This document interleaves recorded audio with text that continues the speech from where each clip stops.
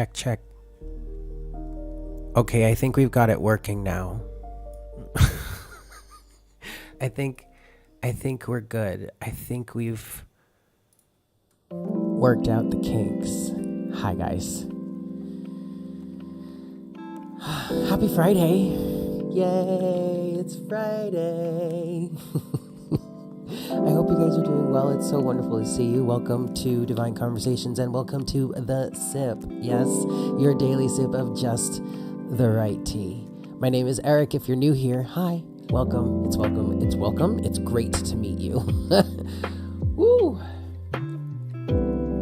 This is an exciting day because this is going to be an extended version of The Sip, where we are going to spend an extra hour together today just hanging out, shooting shit, talking about all kinds of stuff. So I'm very excited for that part of the show, but welcome in. I hope you guys are having a good day so far. Hi, everybody. Thank you for bearing with me and this technical difficulty I had. But we're good. We've got it working. Everything is set. Don't show me this person's content is one of my favorite settings. That is very funny. I've noticed that feature recently. And as a content creator, I've naturally said to myself, I wonder how many people have done that to my channel. Hi, everybody. Jeannie, Bonjour Bunny, Stephanie, Mika Music, Brittany, Mama Piplup, Josiah. Hi, guys. Jeannie. Hello, hello, hello. Ethereal Royalty. What's up, guys? Hi. Welcome to Friday. Welcome to July 8th. July 8th, 2022, yeah. So what you saw in the beginning of the stream here is the chart for the day. And it's interesting because I was reading through the what you guys were talking about here. And Josiah, what you're expressing about what you're experiencing in your reality right now. And it's fairly in alignment with what I was seeing here as I was looking through the chart for the day. But it's more of what I was seeing, which was potential. I was seeing a way out. I'm seeing a window opening. I'm seeing an ability for you to, an energetic setting, if you will, on behalf of the universe to tap into that will help you process what it is you're going through better, more efficiently, help you find a way out. And that's why the title of today's session so far, this is just in terms of, today talking about the astrology and the chart and the energies for today. This is for July 8th. This could resonate for you afterwards, but this is what's happening planetarily on July 8th of 2022 that I'm seeing into and channeling for the collective right now. And that's what we're going to talk about. We're going to get into the card side of this session, the second half of this show, which is more general and timeless, okay? But right now, let's talk about the astrology for today's skis. Yes. So here you have it. This is the chart. This is the chart for July 8th as of 12 noon on the dot Eastern Standard Time. And we still have 5 of those squares going, okay? Didn't we used to have 8? All right, that's awesome. And that's funny because I'm feeling through the energy today and it does feel like it's lightened up a bit. It's loosened up. It's not so tense. It's not so confining. It's not so restricting. There's a little bit of breathing room. But there's also a marked level of maturity in the collective energy, in the collective consciousness. And that is really coming from, or at least is being accentuated by or influenced by the moon still being in Virgo, but now at this point being in late Virgo. And as I was reading through this before the show and I was channeling into it, I was thinking about the progression through Virgo. And I was thinking back to when the moon was early in Virgo, and a lot of us, or at least the collective feel, was one of kind of terror and fright. but it's because of a sort of mess, or it's because of we've been wanting to fix something, streamline something, heal something, make it better, make it stronger, make it different, improve it, make it more efficient. But we were having trouble with that, mostly because we're dealing with a lot of roadblocks right now energetically. There are a lot of squares, there are a lot of twists and turns and pitfalls, and it's like that's heightened at this time, so it makes it extra difficult to find the solutions that you feel subconsciously driven to find. Okay. But that was early in Virgo, and what I was seeing was like when you're, we'll say adolescent Virgo, like when you're like a child, or in beginning something, it's as if if we look at the progression of the zodiac from Aries all the way through to Pisces and back to Aries, if we look at that progression as like the progression of a soul, or the progression of a consciousness, or the progression of a goal that you have in mind, or something that you're trying to create, the progression of creation, and it progresses through all of these different aspects that ultimately constitute it being a whole version of that thing that it was born to be, correct? Okay, we're progressing. We started at Aries. We're progressed all the way through to Virgo now. And you started in Aries, you built yourself, you identified yourself. You moved to Taurus, you built yourself. You moved to Gemini, you started communicating with other selves. You moved to Cancer, you started to learn to feel for other selves. You start to form families and groups and communities with other selves. You move to 5, then you start to be able to express yourself more. You feel more. You move from Cancer to Leo. You feel more of who you are. You are expressing more of who you are. More of your individuality is being expressed, or is coming out, because you have built this whole foundation that has helped to shape that sense of self that you started with in Aries, right? Okay. But now we move into Virgo, and as it's like when this consciousness moves into Virgo, all of a sudden, instantly, it becomes aware of how inefficient things may be, or what may need to be healed, or what could be streamlined, or what could be made more efficient, or in essence, the consciousness of Virgo automatically or immediately becomes aware of what is a mess within this structure, this being, this topic that we're talking about. And when you're in the very beginning stages of Virgo, that's where you can really feel the messiest. That's where you can really look the messiest. Again, you're looking through the consciousness of Virgo. You're looking at this situation, or viewing this situation through the consciousness of Virgo, and the consciousness of Virgo colors it in this way. I want to heal. I want to streamline. I want to protect. I want to grow. I want to nurture. I want to improve. All of these types of feelings within Virgo, correct? Okay, so now you're in the early stages, you're adolescent Virgo, and all of this hits you all at once, and you get frantic and you panic, and you're like, what the hell is this around me? All of a sudden I have this mess around me that I absolutely have to do something with. What am I going to do with all of this mess? That's the very beginning stages. And it's hard. It may be hard to communicate in these stages. Okay, absolutely, especially since Virgo is ruled by Mercury. Okay, but then as you progress through Virgo, you become more and more experienced, more and more mature, more and more solid in this state of consciousness, we'll say, or in this frame of consciousness, that being that of Virgo. Okay. And so what I was getting was, where we are right now is late stage Virgo. So this in terms of the moon, so the collective subconscious energy. So this is an aspect that is aiding to this being able, or ability to see challenges through fresh eyes. There's more, but I'm starting here.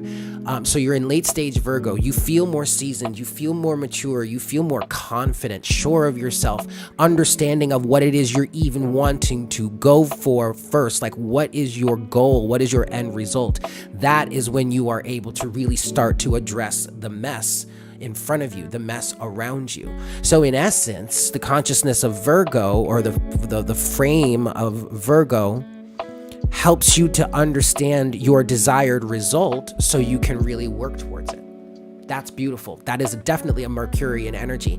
And that ties me into our other aspect that is helping us to see challenges through fresh eyes, is the fact that this moon in late stage Virgo is trining with Mercury in Gemini. Mercury, Virgo's ruling sign, that's beneficial. That's a boon. Okay. That's a blessing. And then you have it creating this trine of energy being concentrated and shot in a certain direction. This is like a boost or a boost or a cannon fire of energy, a rush of energy in a certain direction, either good or bad. But it feels, over all of these influences that I'm going to point out to you today, it feels like all of the energy is moving in a good direction. So this is excellent when you have a trine, because then that helps the trine go in a good direction too, right? Okay, excellent. So this moon in mature, I'm seeing someone like in their 40s, like that type of energy of like, by this stage, you know who you are, you know what you're doing, or at least you have enough of an understanding of who you are and what you're doing to really be working at it, okay, from a very conscious point of view. Okay, awesome. So you have this moon that is trining with Mercury, her ruling planet, who's in Gemini, his other ruling planet, making a beautiful, intellectually lubricating you, I want to say, to help you see things from a different point of view, to help you manifest ways to work through something, to help you understand something from an intrinsic point of view, to know what it is you need to know, to identify what it is what actually you would need or want to change. That could be some of the problem that some of you are experiencing, or some of us are experiencing right now. You have this issue, of which you would like a desired result, but you don't know how to get there. This energy may be helping you find a way there. On top of that, we have the motivation of the moon opposing Mars, who is at 0 degrees of Aries, and we were talking about this yesterday. It's like the moon in Virgo and Mars in his home sign of Aries are opposing each other, which technically is not necessarily a good thing. This is like a face-off, right? An opposition. But it's like they're facing off, but they're locking eyes with each other. And there's this conscious drive to act, to interact, to fix, to do, to take action. And with this common interest, this opposition actually puts the moon and Mars in a good place to say, let's figure a way out of this. We can figure a way out of this. Like, I see you, boo, right? I see where you're going with this, and I raise you something extra to help. Let's do this together. So there's the motivation right there, even though we're still facing all of these 5 other squares that are still going on with the Sun and Mercury and Venus and Uranus and Saturn. But also, the last thing I want to point out is Venus. Venus is in her home sign of Taurus. Beautiful. And part of what I was channeling for the collective for this day, or this energy, was there was a strong second house influence anyway. And I really actually, when I was channeling that part of the message, that there is some sort of strong second house influence because of the fact that Venus is trining with Saturn, who is retrograde right now.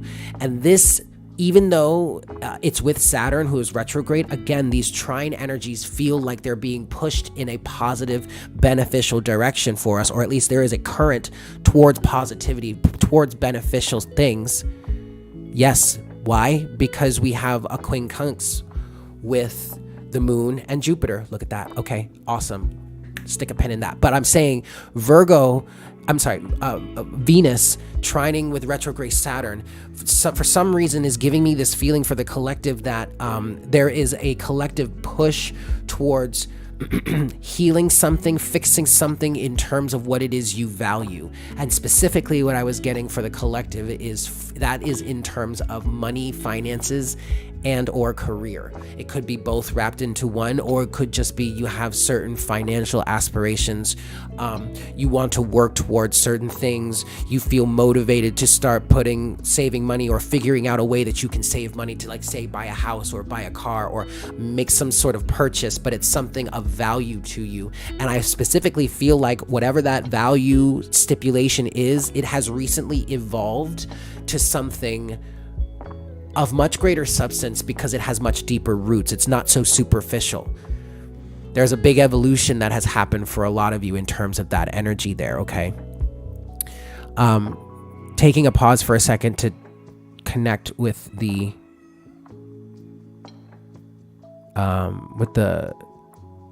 chat. But anyway, I should keep channeling and then I'll talk to the chat. Okay, so anyway, so Virgo, not Virgo, I'm sorry, Venus. Venus is another happy element here because of this trine that it's making with retrograde Saturn. Retrograde Saturn could be influencing you right now to rethink your foundations, rethink your habits, your what it is you're working with, especially since this is money and values. I'm feeling specifically for the collective. It's in terms of how you go about making money. Because also Saturn is in Capricorn. Capricorn rules the 10th house. The 10th house is actually, well, as of noon, I'm looking at a snapshot of noon Eastern time on July 8th of 2022. And the sun is in the 10th house and the moment that I'm talking about this, but all of the planets move through the houses throughout the day. So this is literally a snapshot of a single moment of a day. And there are many of those, so you know, but yes, strong second house influence. And I actually didn't realize when I first channeled this that that Venus is in her home sign of Taurus. Taurus rules the second house. And also at the time of channeling this and this snapshot, the moon just so happens to be in the second house. So that's definitely where that money and finances influence is coming from. But throughout the day, this can resonate for you at any moment for anything as the moon is moving through all of these houses. Keep in mind, you guys, maybe at the time that I was channeling this message initially, which was before noon today, but it was for noon today, really. But anyway, when I was channeling this before, I didn't... Oh, boy. I totally lost it. No! It just slipped out of my mind. I was overthinking. I overthunk it away. Oh, nope, there it is. Okay, so when I was channeling this initially... like say picking up on strong second house energies, somebody around here is being their second house is being activated as the moon is transiting through it. Okay, that's my point. So as the moon moves through the rest of the houses throughout the day, pay very close attention to what is subconsciously highlighted for you in terms of what I'm talking about here. So what am I talking about here? Being able to find a way out of a certain circumstance that you didn't necessarily see before. And your progression of the moon through Virgo at this time during these last few days has helped influence this for you because of the influence of Virgo on your subconscious mind. And all of these squares you've been presented with throughout this time that are creating much needed opposition or much needed challenges or much needed roadblocks, because what I'm channeling for these squares right now is for those of us that are really affected by this, all of this square energy, which is very, you gotta find a new way to get over a certain challenge that you might already be familiar with, right? In terms of that, whatever is highlighted here for you, it's very much needed, because I feel like in some cases, for some of you, without these squares or without whatever it is you're being presented with right now, you would not get over this situation in a different way. You have to do it. You have to get through it in a different way this time. In order for the cycle or the situation to actually change, evolve, or grow into what it is it's meant to be. What it is you're being led to create it into be. You know what I mean? Okay? So pay close attention throughout today as the moon, and the rest of the planets really, but as the moon moves through all of these houses, right? And see what gets highlighted for you, how this is resonating for you specifically. Ooh. Okay, I think that's a good place to pause. What do you guys think? I think that's a good place to pause. Hi, everybody. Welcome in, welcome in, welcome in. Yeah.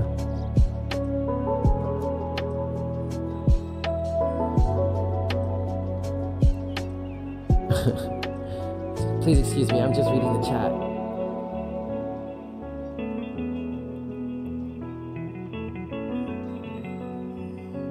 Hi, guys. So how does that, what do you guys think? How is that resonating for you guys today? How are you feeling? What are your feelings and thoughts as I was talking through that? I think I told you everything I wrote down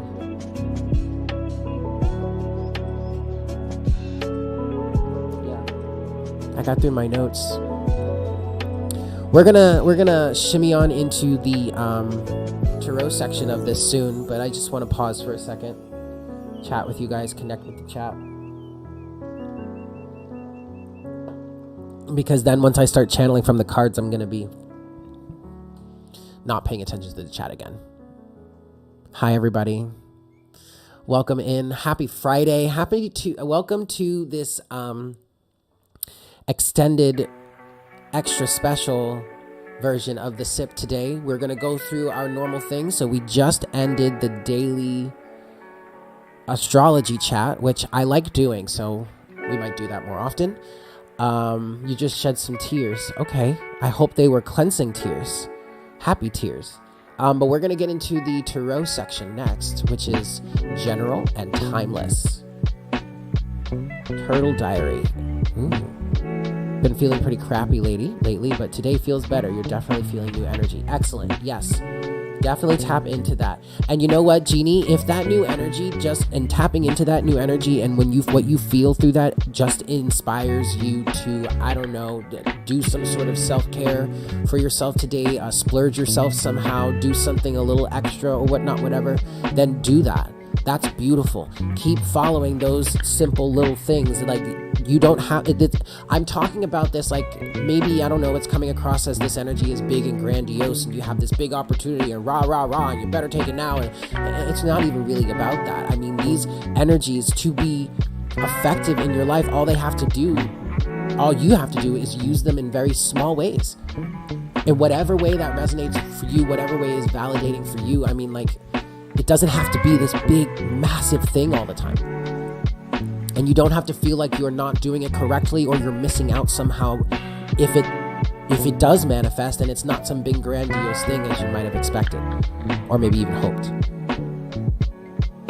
You're really looking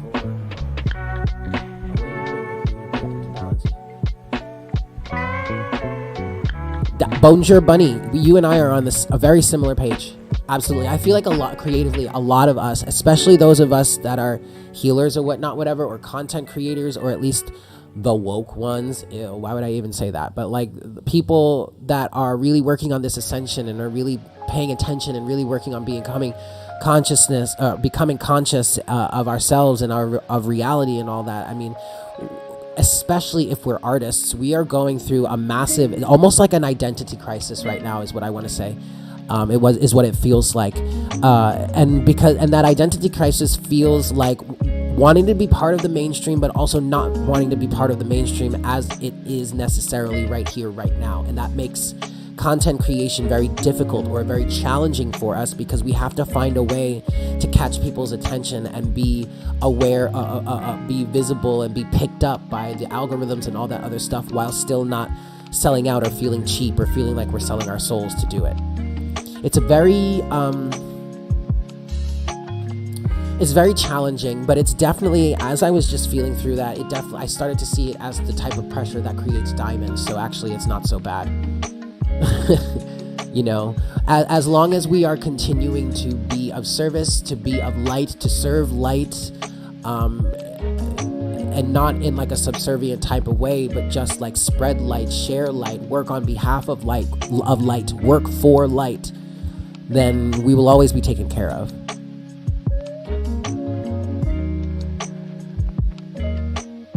It is so much work. It is so much work, Julie. Yes, or not representing or standing in our heart energy correctly too. Yeah, exactly. It is a very tricky balance, but I also think it is a very good balance. I think what I'm feeling for the collective right now is that this lesson that we're experiencing collectively, however it is you resonate with that, is kind of giving us a bit of an edge on our soul level and what it's teaching us in this lifetime and in this experience, specifically this experience. This is very much a rare type of experience that we're having, I feel like, collectively on the planet Earth as humans right now, because it's such a revolutionary time within the human consciousness and also collective consciousness as well. So I mean that on like the micro and the macro. The micro and the macro. So the micro being the realm of self, the level of the self, the individual, and then macro would be all of those individuals put together, or at least certain pockets of individuals put together. It's a very revolutionary time. So I do feel like there is a bit of a cutting edge that a lot of us are getting, and I guess you would resonate with that if you resonate with, the label of the chosen ones. I mean, sometimes I resonate with that, but then also I don't see it as an exclusive thing. Just like I don't even really see the twin flame journey as an exclusive thing. Queen Cup, y'all know I like to watch Queen Cup, but she explained it very well when she said she channeled that wait, what were we talking about? I lost my train of thought again.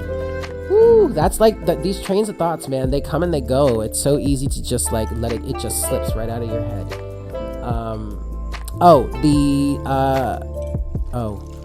Well, I was explaining the twin flame journey that's not exclusive. Oh, the chosen ones. It's not about God choosing you. It's about the fact that you chose to stand up and take on this mission.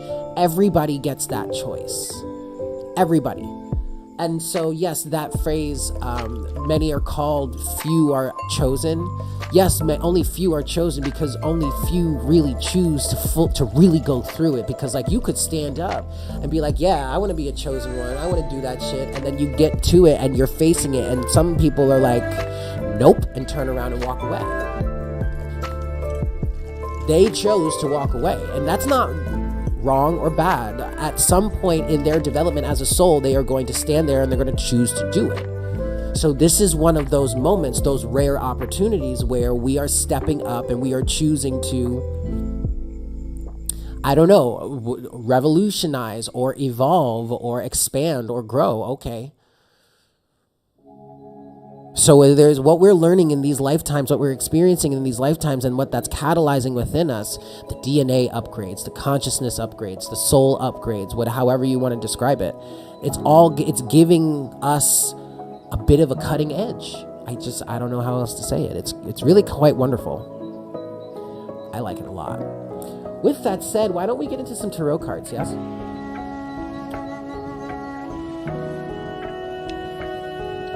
Retrograde. Neptune is retrograde. That's right. Through Pisces. Excuse me. That was gross. Ew, Eric. Gross. So gross. All right, cards. Yeah. Okay.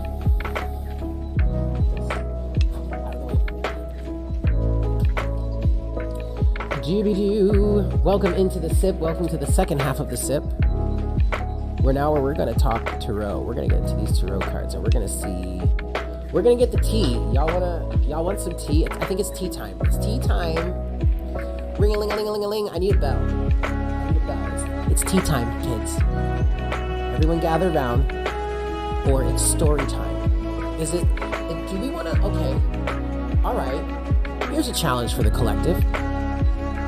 Since we're like growing and evolving around here, right? Oh, okay. Let's put that to the test for a second. Would you rather call this tea time, which has certain salacious connotations to it, or would you like to call it story time? Choose.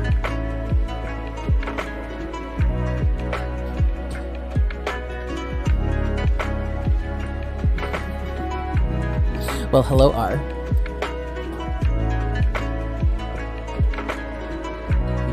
Too loud? Uh-oh. Oh yeah, that was pretty loud.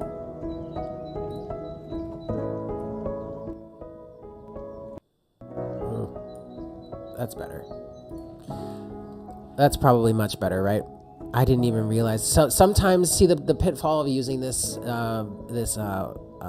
YouTube channel, which I love, but using it is sometimes the The volume, I need a compressor because sometimes the volume is not level. So it goes back and forth. And now it's going to get super quiet. We're not going to be able to hear it. But you know what? That's fine. A wee bit. Okay, how's that better?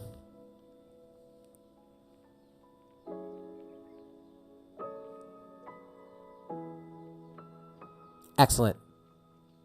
That's interesting. Well, hopefully all of my channelings back there didn't get drowned out. But it wasn't too long that it got that loud. It's okay. All right, kids. Tea time it is. Tea time, because we know in the context of being here, it's not to be messy. It's just kind of tongue-in-cheek. Yeah, okay. I'm with it. I'm totally down. I like the reasoning. I like the rationale. It checks out by the King of Swords, so we're good. All right. Let's get into tea time, kids. Ring-a-ling-a-ling. I need a bell. It's tea time. Oh, yeah. One last shuffle here.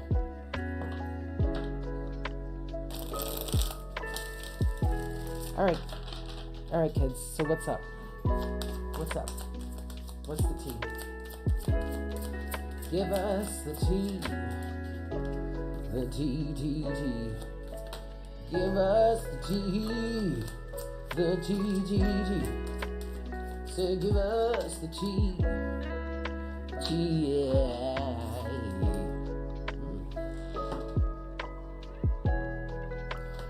That's the tea. All right, so check it out, kids. Weren't we talking about this yesterday? I think we were talking about this yesterday.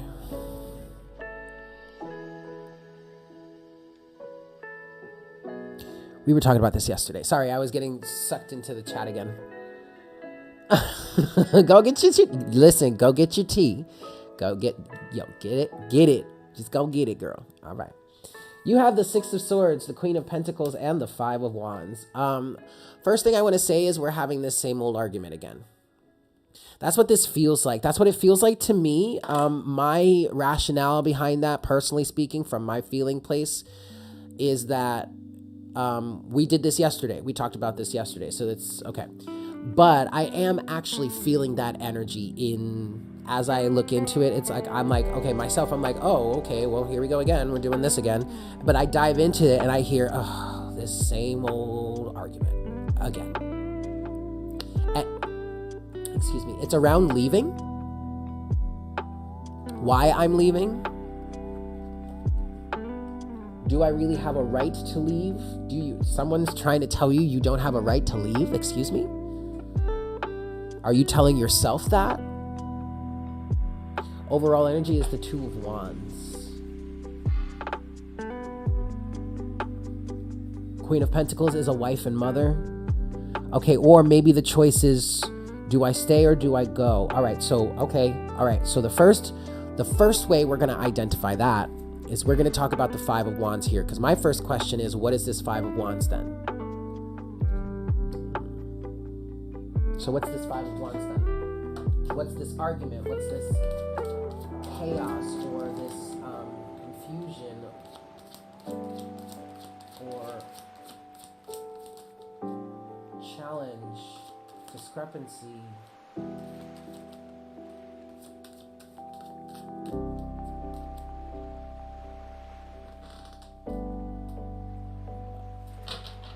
But what is magician? The magician. What?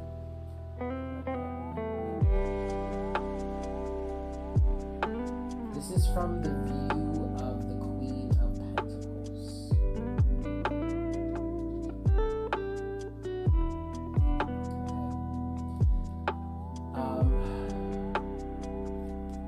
Okay. For those of you that are dealing with children, I want to pose a question in front of you, and it's not a judgmental thing. I'm asking you to look at this from the perspective, if you haven't done this yet, or if this might help you, or maybe this is validating for you, in terms of you're inspired to do something. Ace of Wands. Okay. Would it be better for your children, for them to see and live constantly in the wake of a very volatile or very toxic or very unhappy situation between you and their parent, their father or their mother? Or would you rather them see the example of two adults who had this wonderful relationship enough to get married or whatnot, whatever? Okay, at the very least, but now that's changed. So now they're working on it together to heal the situation, to close it out, to be mature adults, to be respectful of one another, to be respectful of one another's points of view, opinions, feelings. This is actually a really beautiful way to teach your children about healthy relationships or working through relationship difficulties in healthy ways. That is, of course, if that is possible. Because as I'm speaking through this right now, I feel some of you saying, well, that's not entirely possible in my situation. Okay, I understand that. Then you still, as the conscious and cognizant one here, obviously, in the situation, right? You need to be the one to show that example. In the face of their other parent, and this is a slippery slope, y'all. I do not say this to give you ammunition against this other person, because then you're stooping down to their level, you're slipping down, you're becoming petty like they are or they have been, okay? But this is the moment for you to show how to deal with toxic situations like this in a healthy way. And sometimes that healthiest way is to leave them, right? That doesn't mean you're leaving the child. Doesn't mean that you should not be with the child. And if this other person goes so far as to be petty enough to try and influence your relationship with that child, well, unfortunately, that is a much deeper end that I'm not sure I really want to dive into right now, because I don't think I have the time. There's so much more to talk about here. Okay. But regardless of whatever the specific situation is, somebody who is seen as the Queen of Pentacles here, so this is the wife and or mother, this is the nurturer, this is the feminine in the situation, or this is someone that is holding respect for themselves and owning their value and honoring their value and recognizing that they are involved in a situation that for whatever reason is causing you or them to want to leave. And I feel like one of the biggest reasons that why they would want to be, like, say, for example, or this could actually be what's happening. For example, it's actually the husband here who is also represents the masculine in this situation, typically. Okay, fine. But for hypothetics say, it's the husband, the masculine husband, that's actually embodying this Queen of Pentacles, because his wife is manipulating him, abusing him, stealing from him in some way. And instead of sticking around, he wants to move forward, Six of Swords, because he has self-respect, Queen of Pentacles, for example. But take it as it resonates, okay? But this conflict, Five of Wands, feels like an internal battle, an internal struggle, and that is all because of this Ace of Wands here, this desire to leave. But then in leaving, you would be losing or breaking up a certain family situation. 10 of Cups, 5 of Cups. There would be loss involved, there would be loss in terms of this family. 10 of Cups energy. And then crossing all of this came strength. Overall energy at the bottom of the deck is the Magician to the Six of Swords. I'm sorry, Six of Pentacles to the Nine of Cups. And what I was feeling with the overall energy here, starting with the Magician,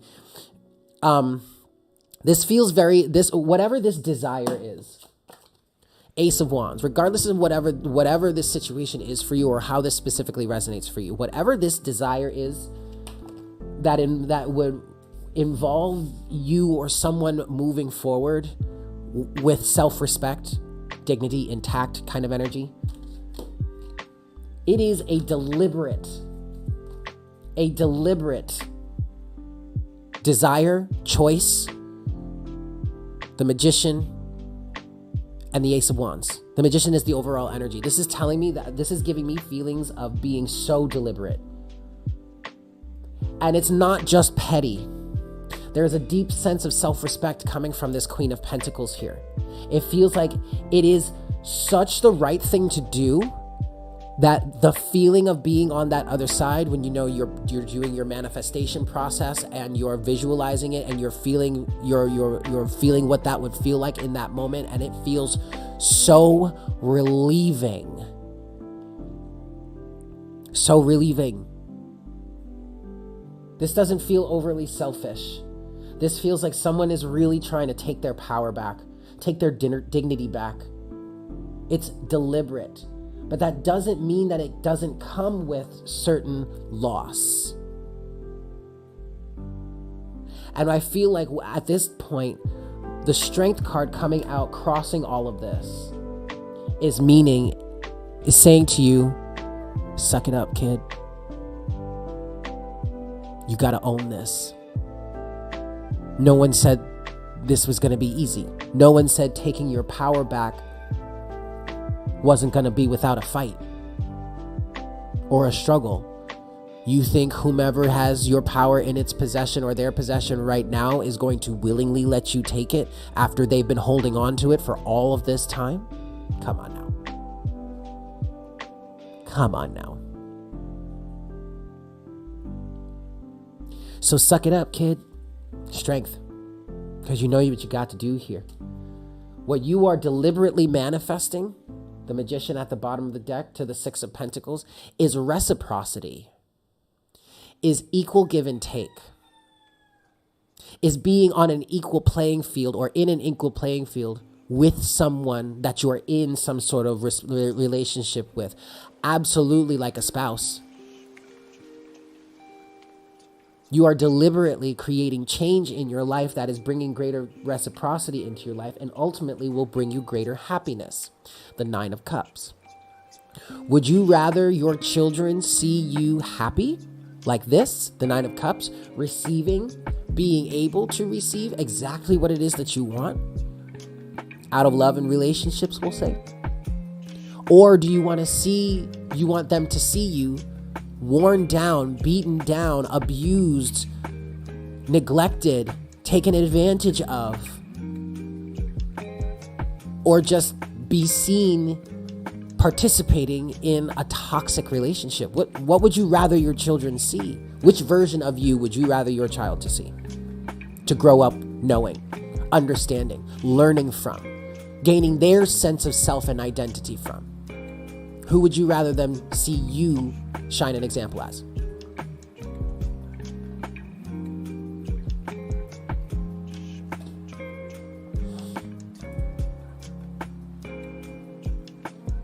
Hi, Jinxie.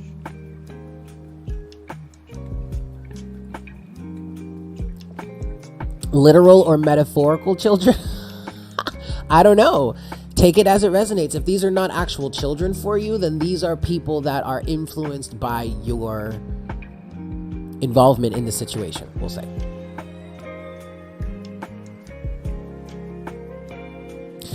Look, mama, here's the thing, you guys. If it's possible to do this, to make it work, to work through the differences and all that, then I absolutely 100% encourage you to do so.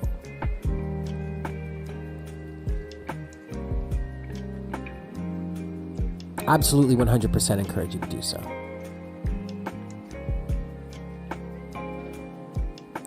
I see you, Jeannie. Oh, I'm sorry, Jeannie. No, Janine. I'm so sorry. Janine. Anyway, okay. Great.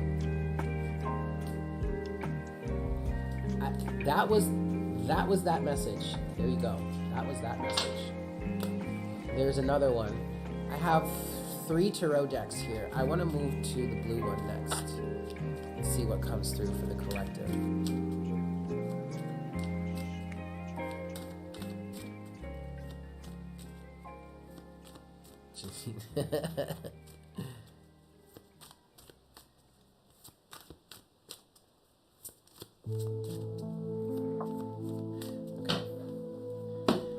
Let's go to our second deck.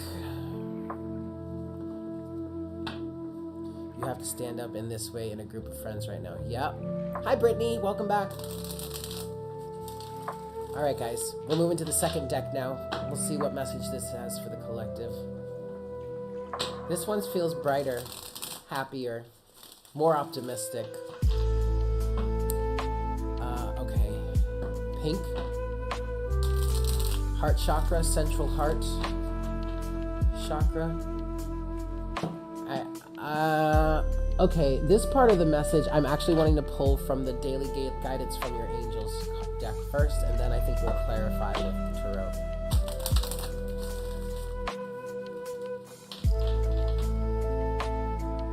Welcome to the sip, you guys.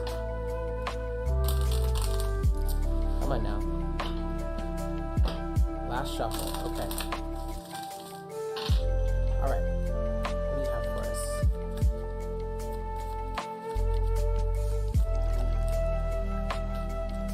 That's just here.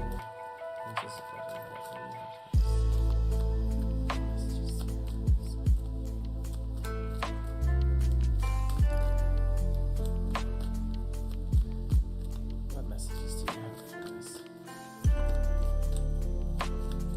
Nothing, huh? I thought.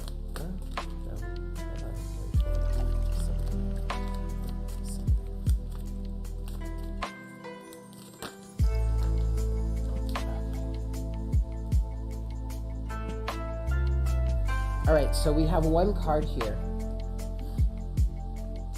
and it is relationship. Your primary relationship is with yourself and God. Oh, I'm sorry. Your primary relationship is with yourself and God, and every other relationship follows from there. To attract, heal, or balance a relationship, then snuggle more closely with your loving creator. To attract, heal, or balance a relationship, then snuggle more closely with your loving creator. Oh, I see.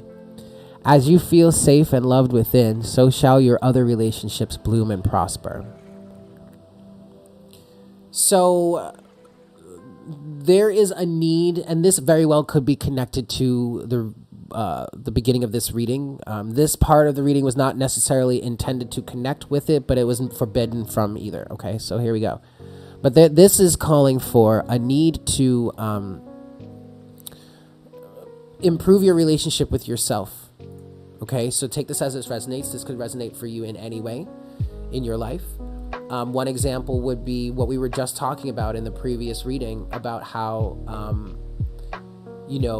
somebody needs to get away from a narcissistic or toxic individual. And you do that by creating a stronger relationship with yourself. That can then circumvent the effects or the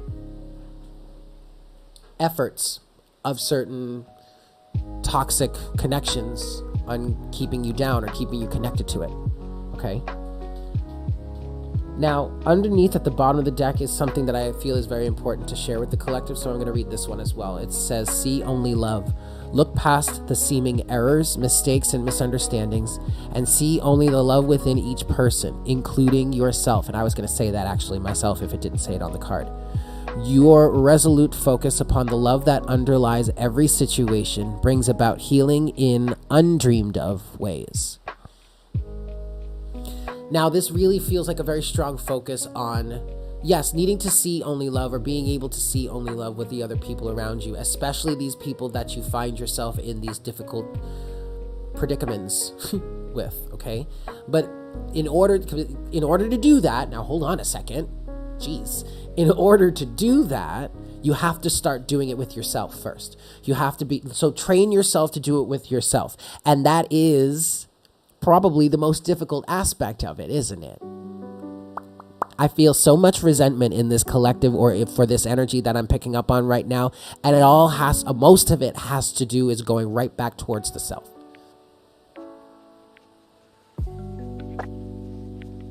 Ouch. Okay.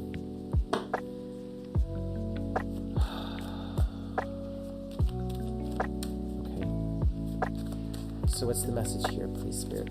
What's the tea here? Now this is really just this is meant to be another section to this general reading. So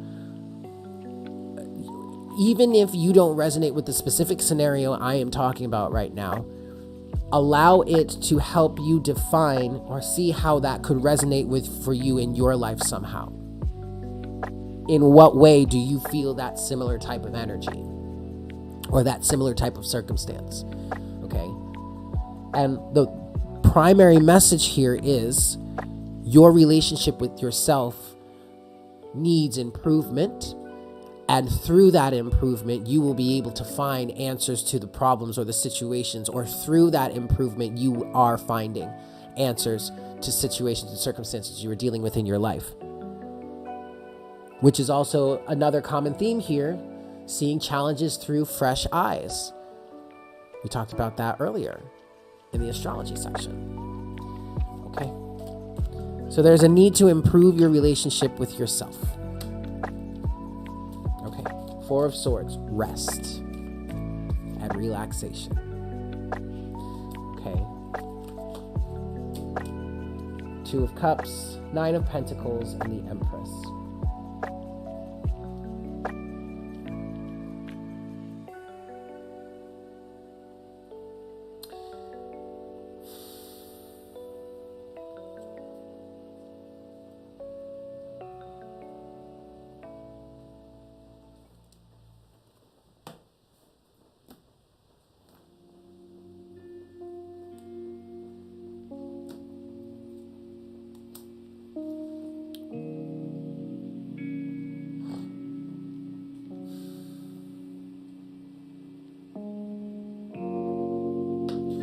Please excuse me, guys. I'm trying to make sense of this right now. Mama Piplup, thank you so much for that donation.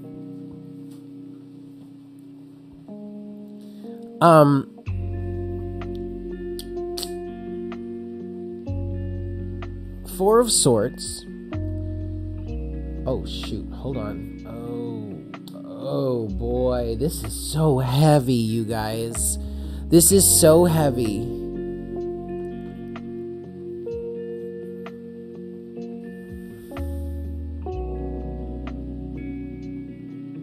Sorry, I was getting into the chat. This is so heavy, and that's why it's taking me so long to really get this message right or channel it correctly. But you have the Four of Swords with the Two of Cups, the Nine of Pentacles, and the Empress.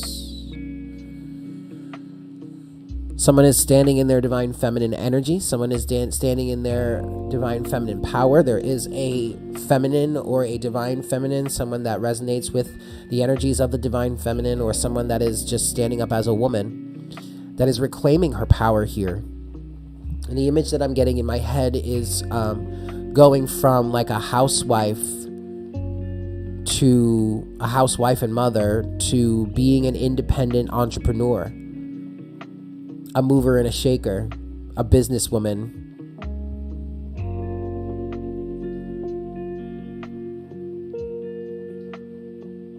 I heard a financier. Interesting. Okay, that could resonate for someone. She's fighting against something.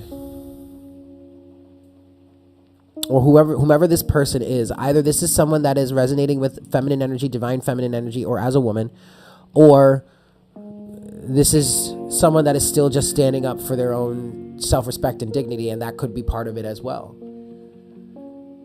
But this Empress could also be representing abundance, unconditional love, self-care. Okay? What this energy is saying of this person or to this person is that to rest your mind, rest your weary head, Four of Swords. Okay? Yes, you're in a relationship, but yes, you're also allowed to be an independent individual. Like, you're allowed to have an identity. You're allowed to have an identity other than necessarily what's in the family. And I don't mean two-timing the family. I mean being a solid, independent, stable person on your own outside of the family. You know what I mean? Like, there's nothing wrong with that. You are allowed to do that. Or this is saying that you have a choice here. Stay in this relationship, Two of Cups, or be single and independent, Nine of Pentacles. And even for some of you, this is like leaving the current relationship, 2 of Cups that you have, and going out there and being independent, making your dreams come true. This could be romantic, this could be a marriage, this could be a creative project, this could be a business situation in which you were working with or you were team members with somebody and you want to branch out on your own. What this could be saying here, if that's resonating for you, especially with the Empress here at the end, the Empress is telling you, you could do anything. What are you asking me for? I'm asking you, what do you want? What do you want to do? What do you want, baby? Tell me what you want, and we'll make it happen. Or at least the potential is there. The fertility is there. The abundance is there. You can do anything you want. There must be some sort of guilt or shame that this person or you are feeling, because a recurring thing that keeps coming up as I'm channeling through this is needing validation, needing permission, needing a real legit reason to do this, to make this move, to leave in this way, to justify this. I think that it may very well be being reflected from your external reality, but I want to say it's being mirrored, because I feel like that's also deeply within you, yourself. Even if it's not even your own self telling you that, it's your conditioning that's saying to you, you need a better excuse. You need a better reason. You don't have a reason at all. What's your excuse? What's your reason for doing something for making such a drastic move? Who do you think you are? Money doesn't grow on trees. I don't know. Now I'm just, but yet,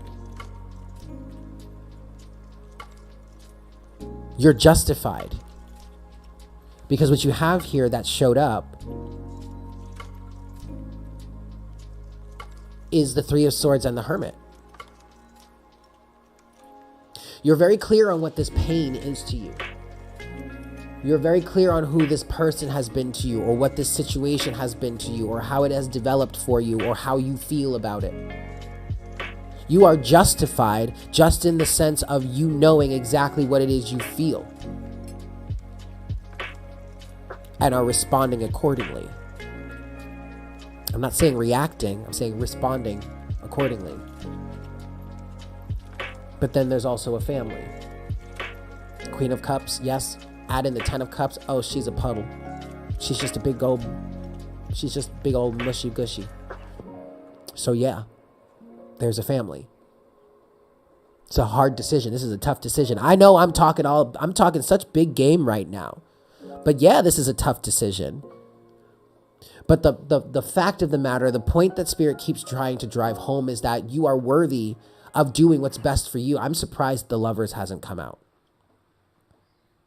Because I'm hearing it's not about that anymore. It's not about that anymore. What do you mean it's not about that anymore? It's beyond this choice of what's best for you or not. What I'm getting is that literally the universe is telling you, you can have anything you want. So it's not a choice about what's best for you or not, because you know what's best for you. That's why it's not a choice that's why it's not a lover's choice. It's not the lovers, or it's not that choice of, whatever. It's actually, what is it then? Because you know what's best for you. But what is it then? Is it your attachment? Is it your codependency? Is it your feelings of attachment? What is it? What is it? If it's not about what? Hold on. What are we saying? If it's not about knowing what's best for you, then what is it about? Okay, the Magician just came out reversed. All right, that seems symbolic. Manifestations are blocked. Manifesting the wrong thing, manifesting for the wrong reasons, going in the wrong way, trying to create something for your own benefit, for your own, this is getting dark, for your own image, trying to manufacture something to hide what's real. Okay, that might be elements of your situation here, of what it is you're going through. If it's not about knowing what's best for you, then what is it about? If it's not about knowing what's best for you, what is it about? Magician in reverse. What is it about?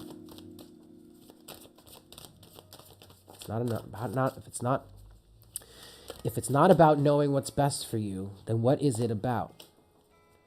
The Magician in reverse, the Ten of Swords. Are your efforts being blocked, being sabotaged? Yes, that is something that I was picking up on. The Magician in reverse is representing someone else, but it's also representing you. It's representing you because your efforts to manifest an end to this situation feel like or seem like they're getting blocked by another person, the person that is the other half of this situation.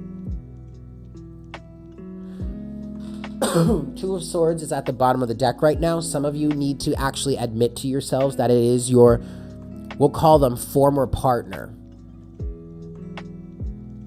Apply partner to whatever type of relationship you resonate with. But some of you need to admit the fact, or at least be open to seeing the fact that we'll consider them former partner, has been sabotaging your efforts of leaving or separating from this situation. Some of you have to start to admit that to yourselves. Allow yourselves to admit that. Allow yourself to accept that that actually is, in fact, a part of this situation for some of you.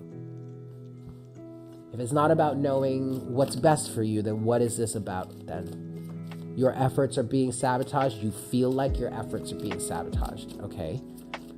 What is it about then? Now we have the King of Cups. Someone is emotionally, oh yes indeed. I was just about to say, someone is emotionally manipulating you. Or somehow you get roped into doing something that you think is for the right reasons. You have the King of Cups with the Wheel of Fortune. The King of Cups feels like your best efforts. And yet you have this cycle over and over and over again. At the bottom of the deck is the Eight of Cups. So somehow I want to say it feels like you get roped into doing something that you don't necessarily want to do at all to begin with. And it has to do with being involved with this person, this relationship, this organization, this creative project, whatever this is for you. You get roped in somehow. And you feel like, or you think, or you intend for it to be for the best, but it turns out not to be. Fill in reason why here. This is a cycle.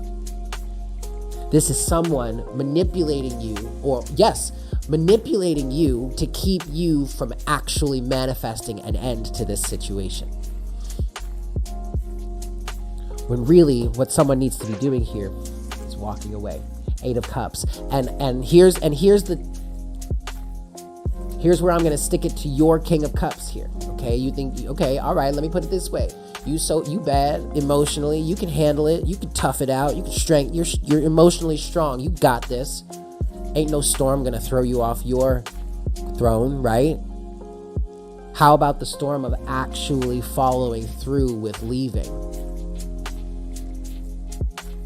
Knight of Pentacles. How about that storm?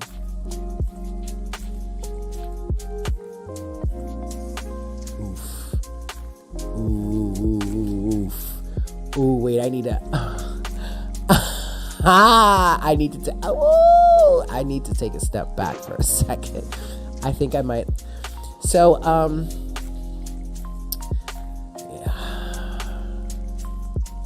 never mind. Okay. Anything else, Spirit?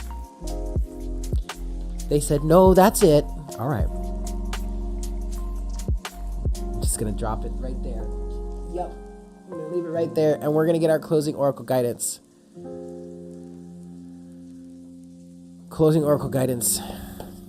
What Bonjour Bunny said, don't ever forget your magic AF, y'all. Magic AF. All right. Alrighty, kids. Let's close out this reading and then we'll get to the fun stuff, yes? Because I'm bleeding into our time with the fun stuff. Well, this is fun anyway. People only want to keep fairies in jars. Don't ever forget. Don't ever forget.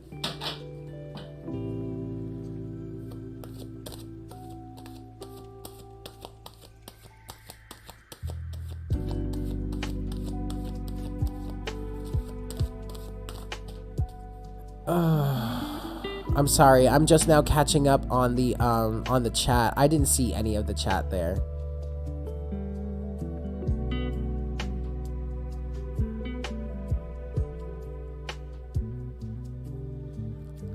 Okay. Wow, Janine. Okay. Hey, Dragoness.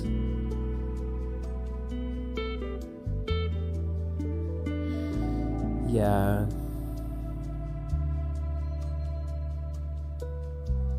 Oh, wow. Okay.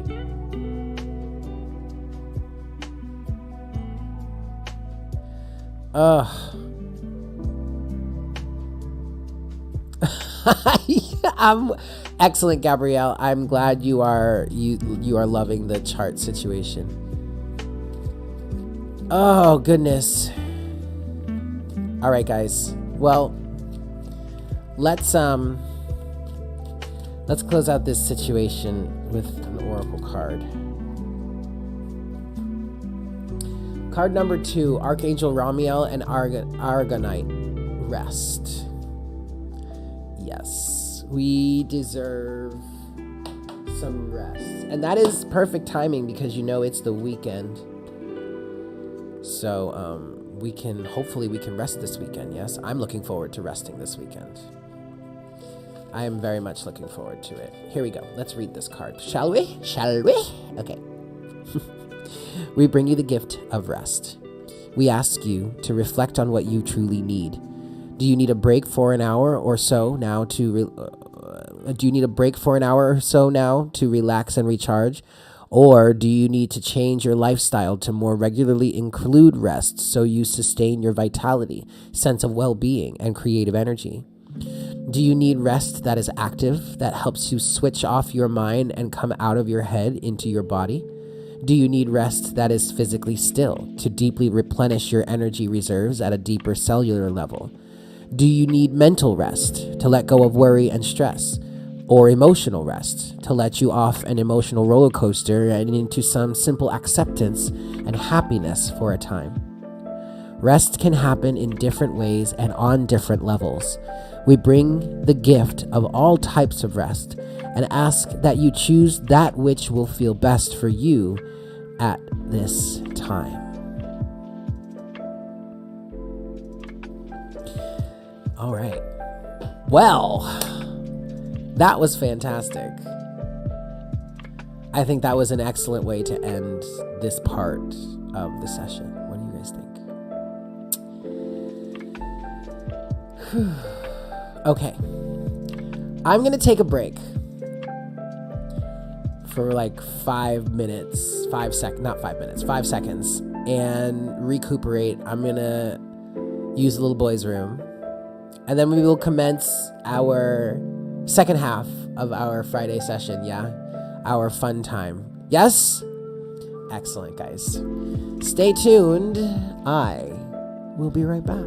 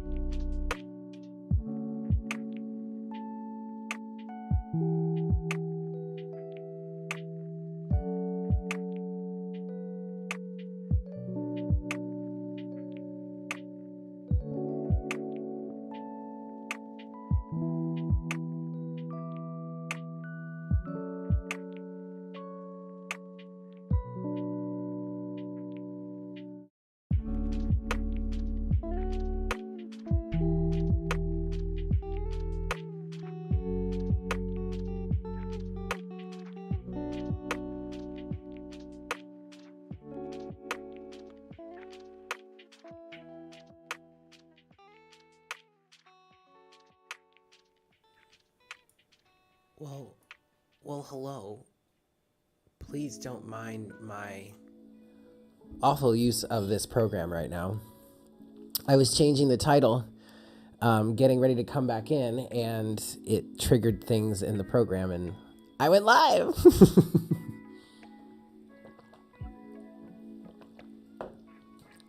One of those situations where I'm glad that I caught myself so that I didn't make any faux pas. Hello, guys. Welcome back in. Oh, excuse me. I hope you all are doing well. Happy Friday, Fri-Yay. This is our hangout part of the time. So let's chat and talk about things, talk about life. What do you guys want to talk about? I feel like I want to talk about astrology. Do you guys want to talk about astrology? Yay, I'm back.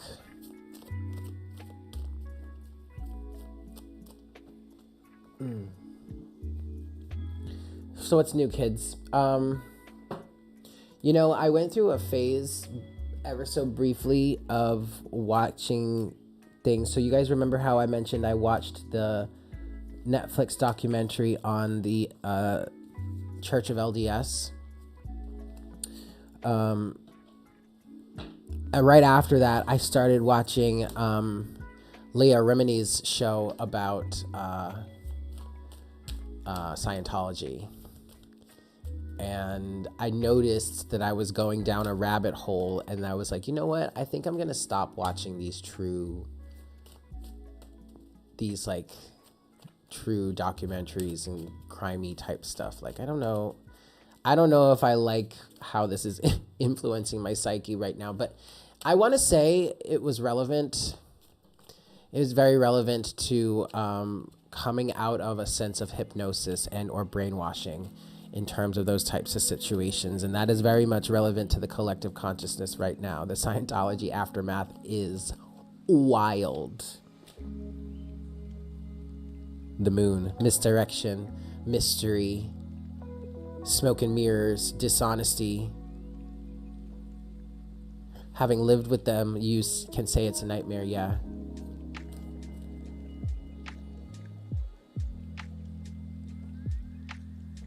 You're hearing things out there that travel in the next few weeks could be dicey. Can the cards give us insight on the end of this month, the beginning of August? Mimetic magic. I'm not familiar with mimetic magic. The cult logic and groupthink is relevant right now. Yes, very much is. Cult-like behavior. Exactly, 100%. Julie. Okay, so in terms of, I did a reading for Patreon. Actually, the last reading I did for Patreon was about July. And what came through in that reading was there was this collective feeling of a deep desire to be happy. The title of that reading is In the Pursuit of Happiness this month, which is very interesting because isn't that part of that rings somehow with like independence and the United States and Independence Day and all that. Where is that, the pursuit of happiness? Where is that? Anyway, deprogramming from that consciousness has been actually very scary. Yes, it is very scary. We've got another thunderstorm right around the same time. Excellent. I'm loving it. Look, what they did to Teal Swan was ridiculous. Flat out. What people have been doing to Teal Swan is ridiculous. I remember my previous relationship. He really did not like Teal Swan at all. And to me, that was one of the first signs for me that he may have been exhibiting certain narcissistic tendencies, because she was speaking a lot about narcissism and breaking away from narcissism, and he did not like that. The Declaration of Independence. There it is. Okay, thank you, you woman, you.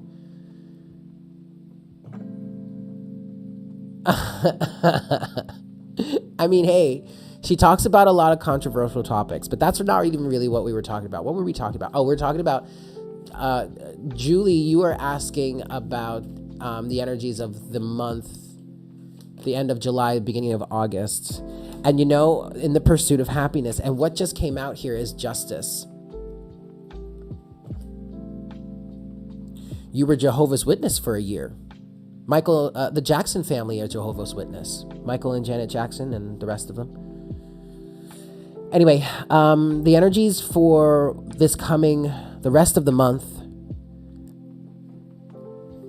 it's for July, justice.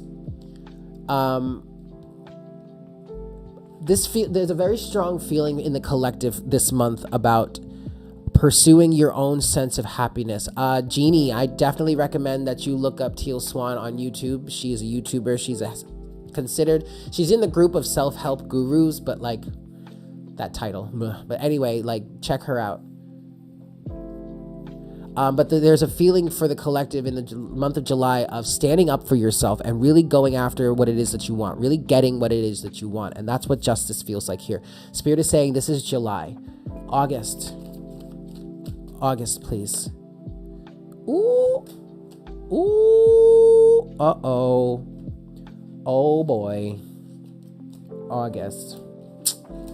Yes, ma'am. Exactly. So it looks like August is going to be August is looking like it's going to be a moment of justified action, Spirit just said. You have the Ace of Swords, the Four of Cups, the Lovers, the Three of Wands. You are declaring, or there is a declaration in some way, that there is no longer a desire to participate. Ace of Swords, Four of Cups. Wait, hold on a second. I've got to change this so I can see what I'm doing. Ace of Swords, Four of Cups. The Lovers, you choose something better or higher for yourself. Specifically, I'm hearing you're choosing the reason for declaring that you no longer want to be a part of this situation, Ace of Swords, Four of Cups, is because you are choosing something higher and or better for yourself. This could be on an individual level. This could also be on a collective level. So if we're talking a collective people, I feel like this could be the start of an energetic movement towards declaring that you no longer want to be a part of something, or you no longer want to take action in a sort of way, because you desire a different result. Three of Wands. You have asked yourself, where am I, or where are we going with this? And you do not like the answer that you've gotten, or the answer that you've gotten is not in alignment with what it is you wish to receive. And so you are taking action to change and no longer associate with what is not bringing you that which you wish to receive. Ace of Swords, Four of Cups, the Lovers, and the Three of Wands. That's for the month of August. But in the month of July, or for the rest of the month of July, it's about identifying this. It's about coming to terms with this. It's about reconciling and working this out with yourself so that you can then make the declaration of what it is you choose.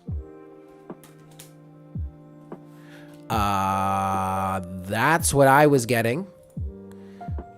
I hope that helped to answer your question, Jeannie. Of course, it's okay to ask.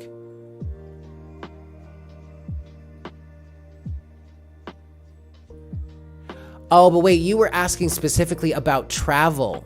Now I understand this. You're hearing that things that travel in the next few weeks could...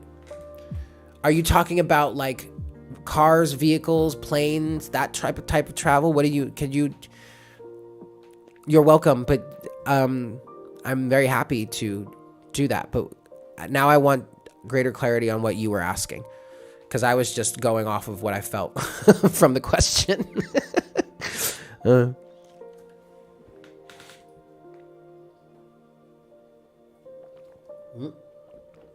get your cards wet, Eric.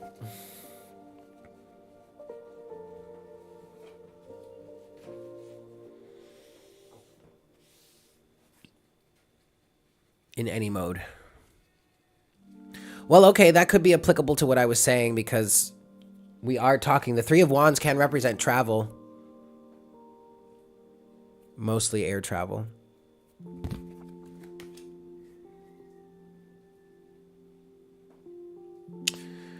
I don't know. Could there be another airline strike?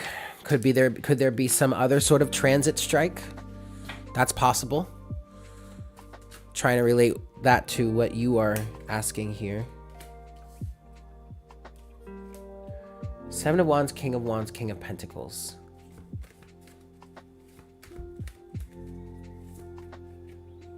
The Lovers again. Gemini energy, air, travel. Yeah, Mercury, okay.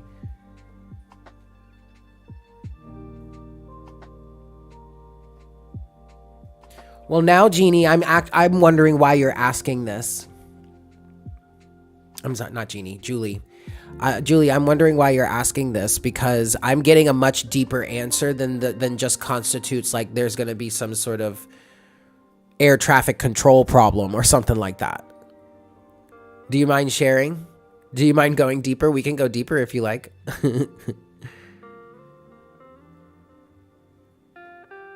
Oh, for sure. You're welcome, Jeannie. Thank you for the donation.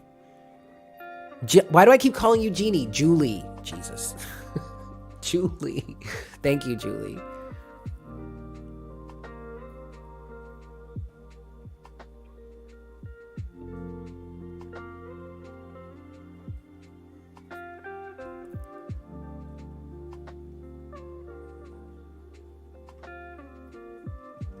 I want to make it very clear also when I'm talking about these other like I mean, some of them, we're referring to the cults, but like when I'm talking about other religions and everything like that, I'm not passing any judgment. I'm definitely not to say they should or should not be there or whatnot, whatever. That is for the individual, the consciousness, the human being that they are to choose for themselves. So I have no bias there. Family reunion trip was going to drive with your partner, but now he may not be able to go. Now you're looking at flying. Okay. All right. Because Julie,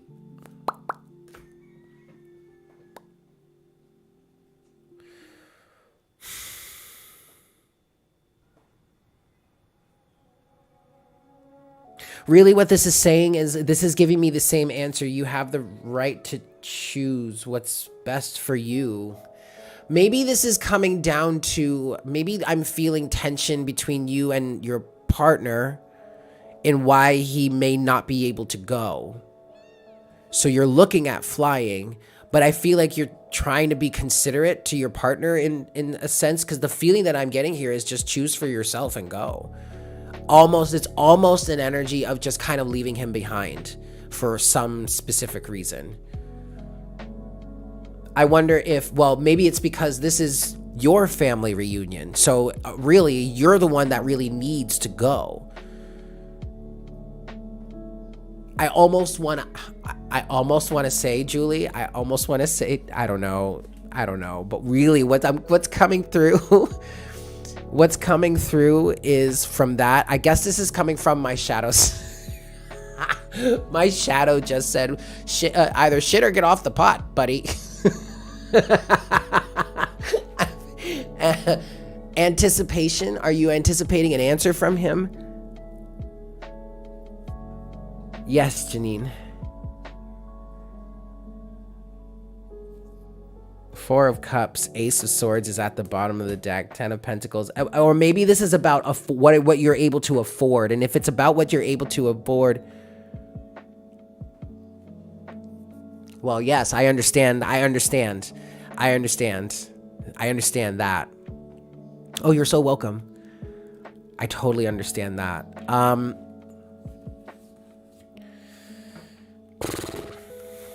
Hold on, I want to pull one once more.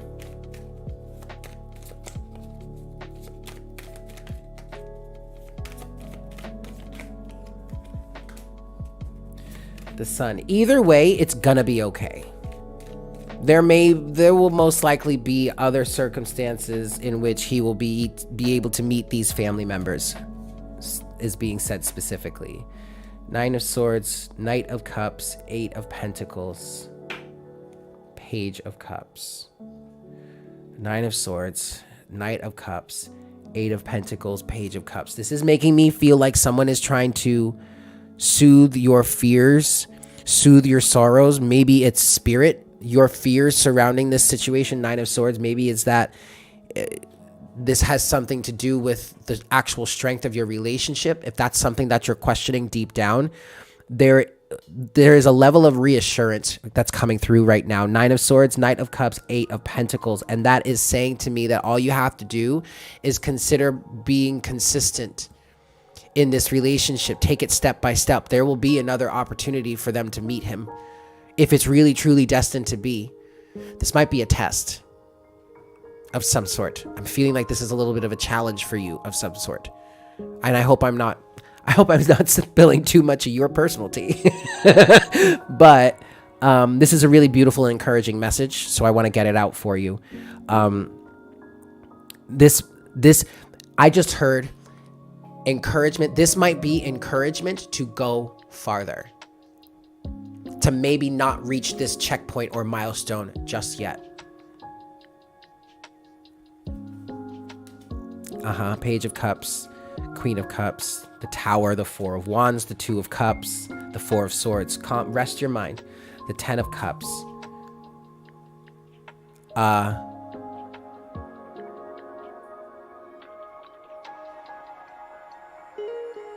Okay. I just saw the 10 of Cups here. I feel like I want to say the first thing I heard and I felt when I saw the 10 of Cups was the family's going to love him. Rest your weary head is what I want to say to you. Let this happen in its own time. I mean, if it can happen now, great. Go ahead and do it. But don't feel like it's absolutely imperative.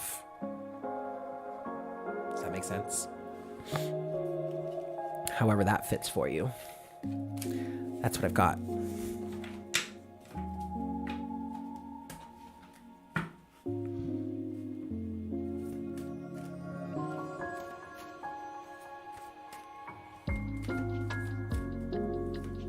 What else do we want to talk about, guys?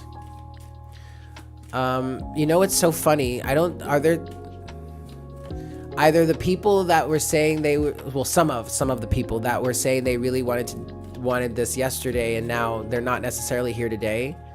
I don't know. Or maybe y'all are just being quiet today. Excellent, Julie. 4 of Swords.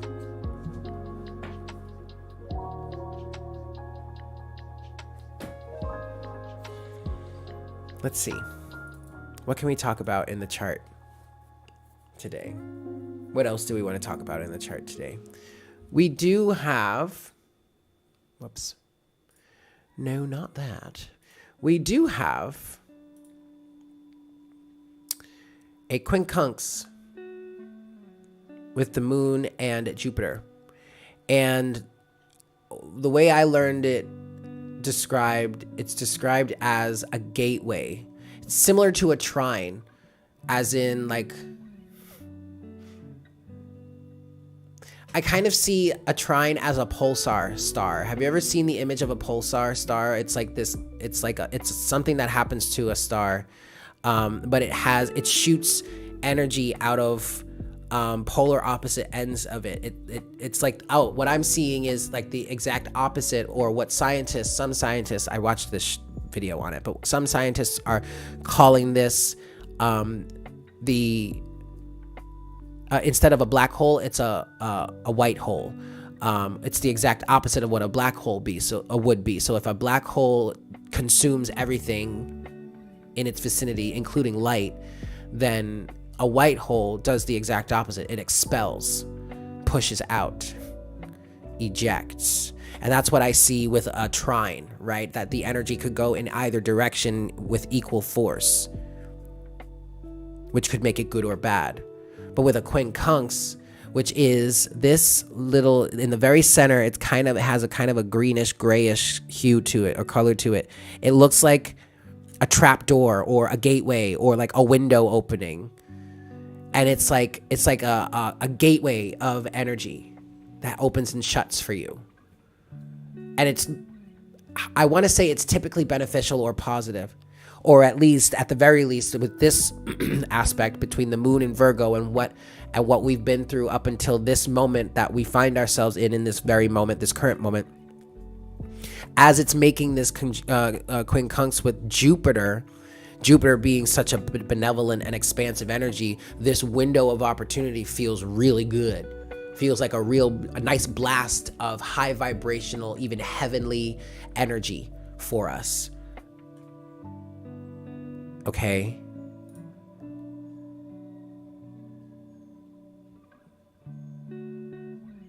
Well, hello, Lexi. That's okay. You can be as much of a lurker as you like. I'm glad to see you, though. You're resting here. Okay, this is good. So, all right, I'll just keep Is Venus in a sextile too? Let me see. Hold on, wait. No. Venus is making 2 quincunxes. One with the sun and one with... one with the sun and one with the north node. Okay.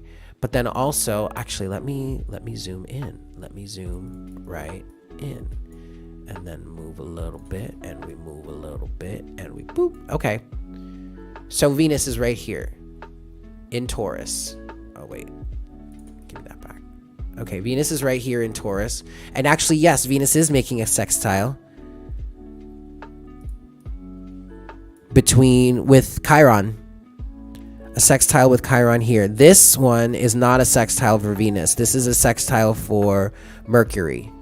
This one right here. But this one right here, it's not exact. Okay, it's not a solid blue line, but it's fairly similar with Chiron in Pisces. All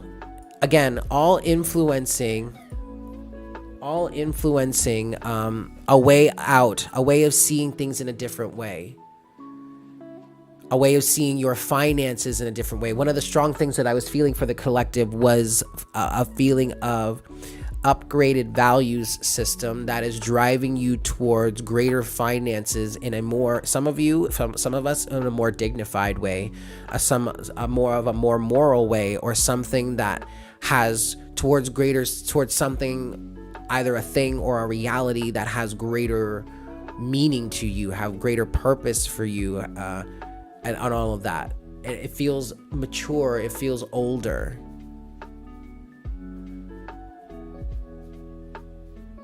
Yeah.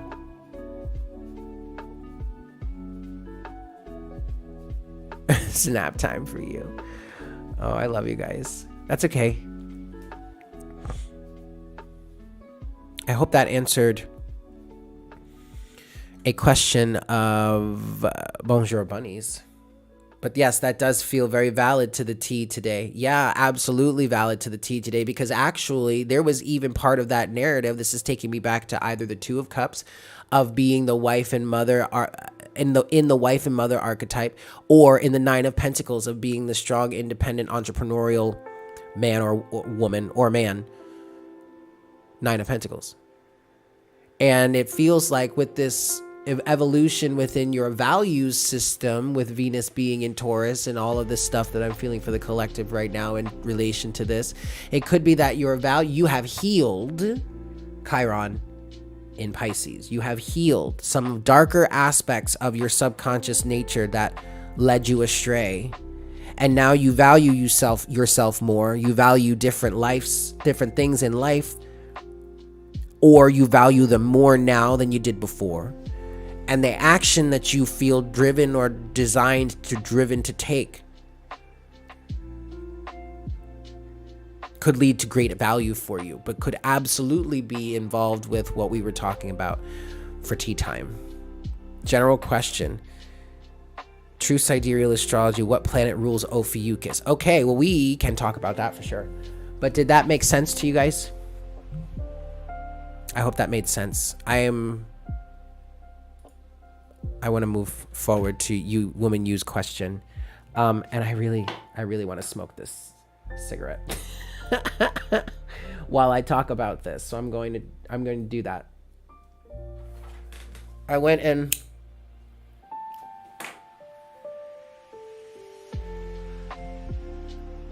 bought myself a package of of tobacco. I didn't get, they didn't have the organic one. So I got myself the light blue one, which isn't necessarily my favorite. And I did it because I was feeling the cycle come up again, but yet this time it felt different. And I felt an influence from my higher self, which I've really been cultivating a relationship with. I felt an influence with my higher self that felt like resisting it was actually not so necessary. And what I heard my higher self say is, let your soul dictate the cycles that you go through in this lifetime, in this life period. And I was like, okay, well, if I'm in a cycle of this in my soul, then I need to express it. I need to allow myself to express it. I am hearing that it's necessary to allow myself to express it so that I can move through it, work through it, and see what it's trying to tell me. And I'm sorry, you woman, I'm going to get to your question. I am, but I'm sorry, I'm on this right now. What I have noticed with all these squares lately is that there's been a lot of tense energy in the world, in the collective. So that's a big part of the reason why. A lot of tense energy. So it could be an effect on that. An effect of that. Yes, absolutely adjusting where and what place you would place value into. Yeah. Now, Anyway, you back to your question.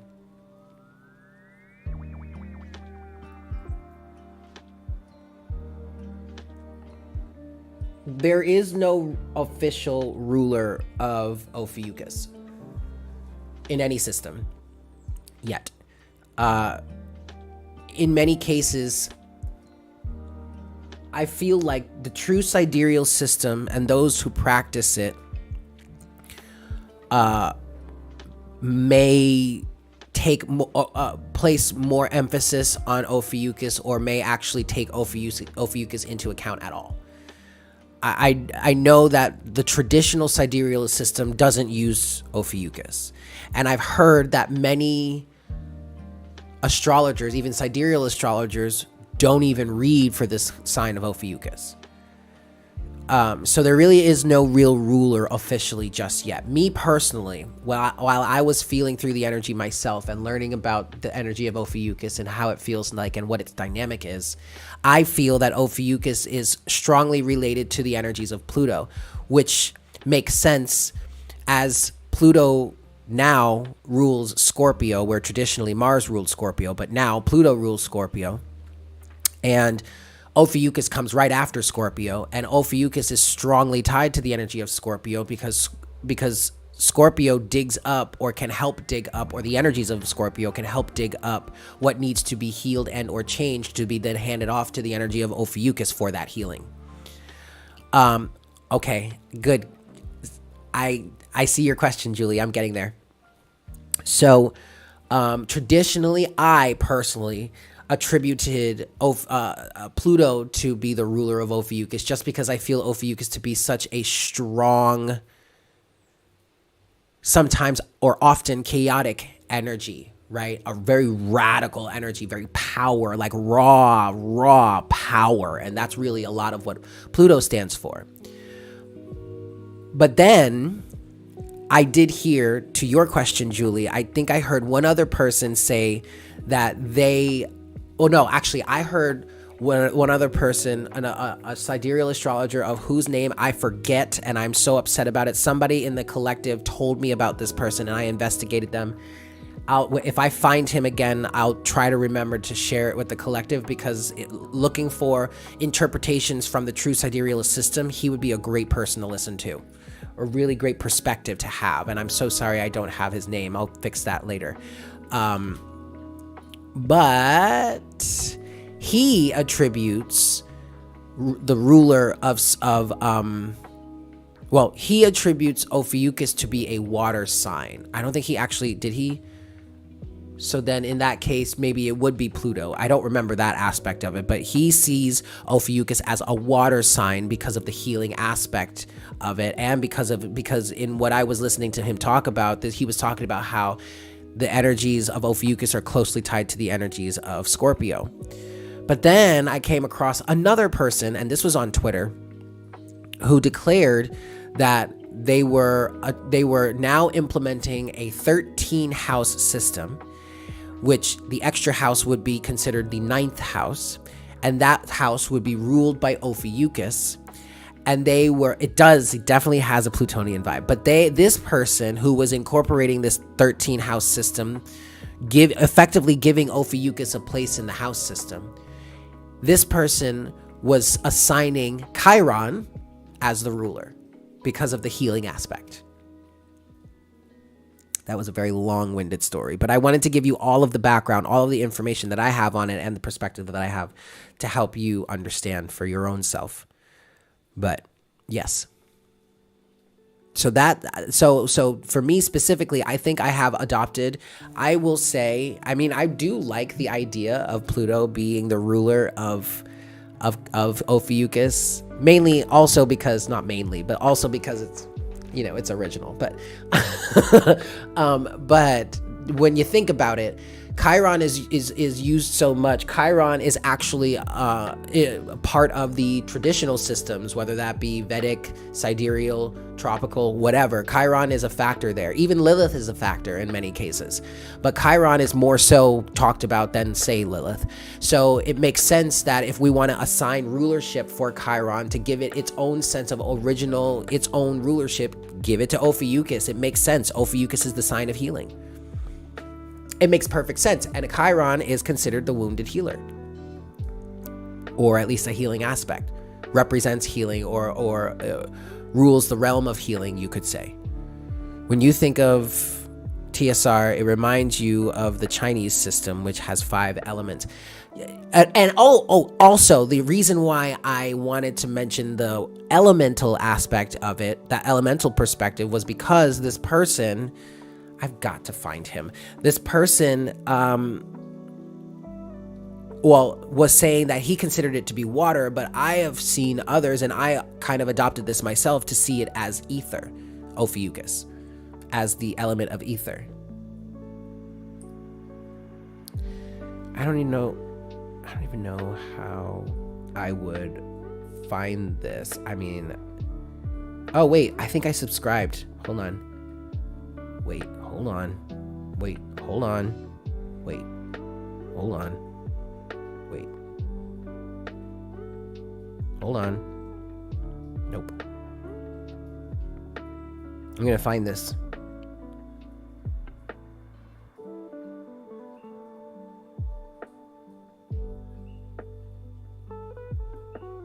Wow, I'm still subscribed to him? That's interesting. The shade. Hold on, you guys. I'm gonna find this. Is this even the right? I think it's the right one.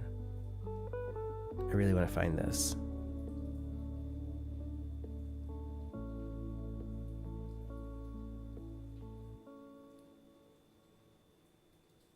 Huh. It's not here. Let's try the other one. Yes!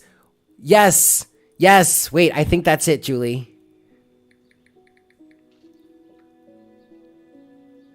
That is it.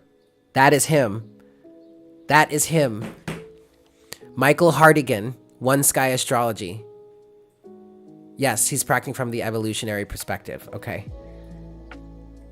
You guys should totally check him out. Let me see if... Let me get the link. What are the dates for Ophiuchus? The dates for Ophiuchus. Hold on a second. Wait. Hold on. Wait. What are we doing? The sun sign dates for Ophiuchus. Oh, shoot.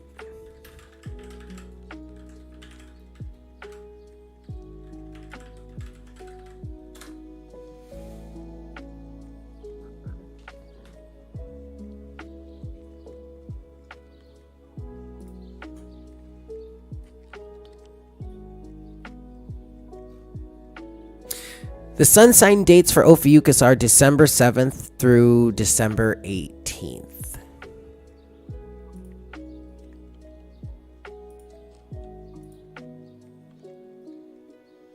Yes. Yes. Okay, well, Julie, I'm not surprised you're aware of him, but I'm glad you are. And I'm going to share... I'm going to put the link to this, to our fellow Sidereal astrologer in the chat, so you guys can go bombard him too. Yeah? Wait, let me do that again. There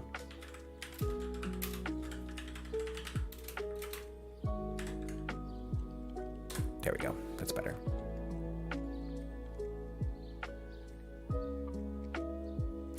Your heart dog? What does that mean? Oh, my heart dog.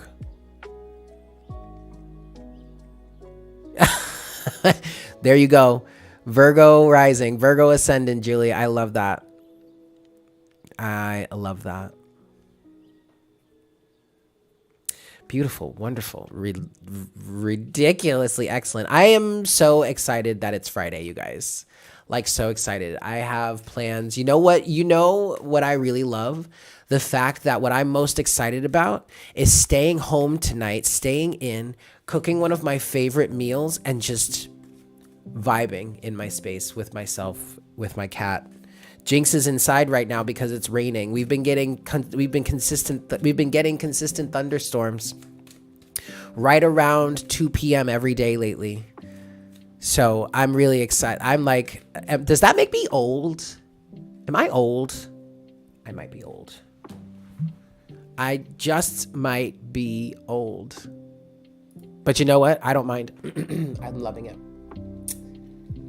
I'm loving it. And I'm loving it because I'm loving being in my space, in this space. I don't want to do that. Why am I doing that? What am I doing? Am I doing it right? I'm not doing it right. I'm not doing it right at all. We'll find out in a few seconds. Anyway, your sister is an Ophiuchus. It explains a lot of her healing qualities. Yes, ma'am. Yes. Yes, ma'am. I don't want to do that. No. That's a little better. Okay. But anyway. Oh, my goodness. You woman, you. Thank you so much for that donation.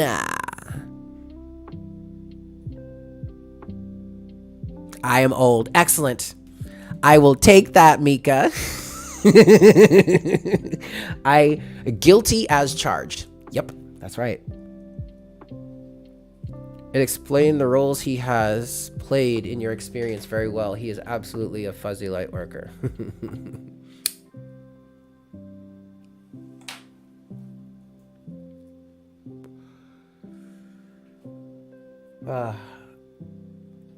So yes, that's what I'm excited for. If that's old, then call you grandma. Hell yeah.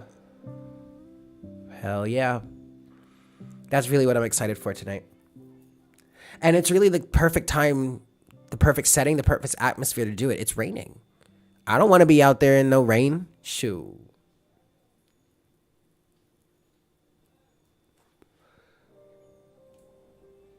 You must be out your mind.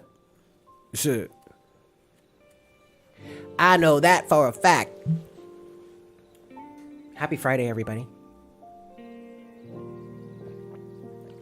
I hope you have a good weekend. A restful weekend. Yes? Does anybody have any plans? I know I don't.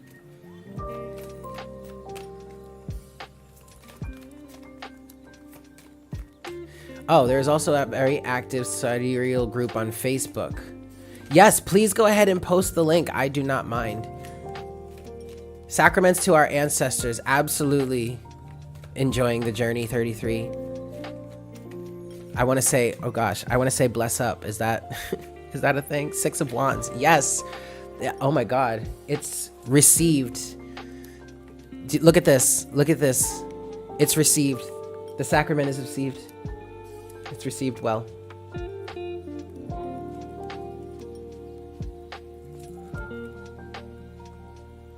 I'm hearing it's received in kind. Yeah. Yeah. The coolant. Yes. Yes, sir.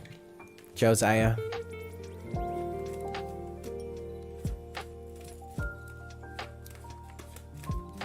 I am hungry, though. We have Death in the Star coming out right now for the collective. Changes are happening in terms of what we wish for. 555 on the counter as I say that. This is a vibe, you guys. This is a whole freaking vibe. 3 of Wands. We're getting where we want to go. Trust the process. Trust the universe. Trust that we're there with you. This is really, I don't normally channel energy from ancestors. I don't really talk about the ancestors or anything like that. I have my own kind of little thing with that. Okay. But the ancestors are coming through and saying we are always by your side and we are helping you here. So there's really nothing to worry about. Michael is on there too.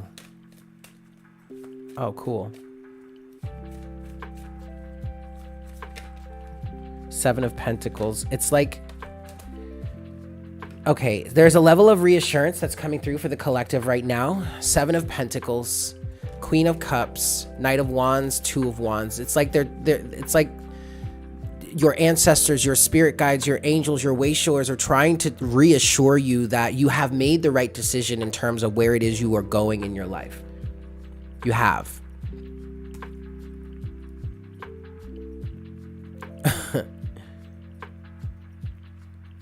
You've made the right decision.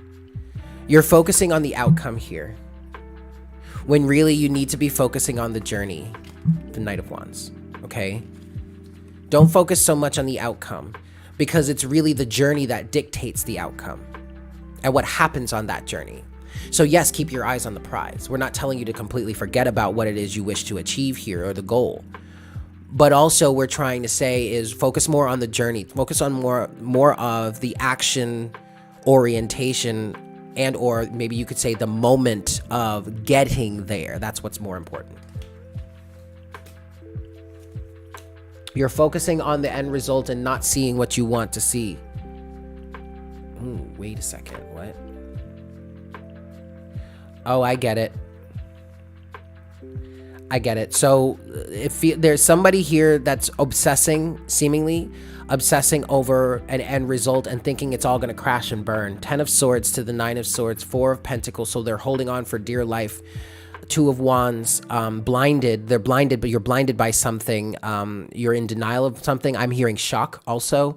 That's keeping you out of, it's keeping your vision or your intention out of sight, or it's destroying your sight of this intention, or it's skewing the vision of your intention. But you've got to, the Hermit, you've got to get to yourself. You got to get back to yourself and refocus on the journey. You got to take your focus off of the end result. The 7 of Pentacles energy. This is the problem right here for this situation, but the message in this reading right now. The 7 of Pentacles is the problem at the moment, but that's because you or somebody that this reading is for are focusing too intently on how things are developing, or where things are going, or why things are developing a certain way, seemingly, as it seems on the surface right now, and that's causing a 5 of Cups energy. Okay? You've got to get your emotions in check, the Queen of Cups, and recognize that you are moving in the right direction. 2 of Wands, Knight of Wands. Okay? Any more we want to say about that? Vortexes. Oh, you are so welcome. Thank you for being here, enjoying the journey. Anything else you want to say about this? 7 of Swords, deception. I feel like you're deceiving yourself. 7 of Wands. You've got to, okay, overall energy is 7 of Wands with the 7 of Swords that's come out here. You have got to put your boundaries up against these deceptive thoughts that distract you. It's distracting thoughts. It's really just distracting you. That's interesting, Bonjour Bunny.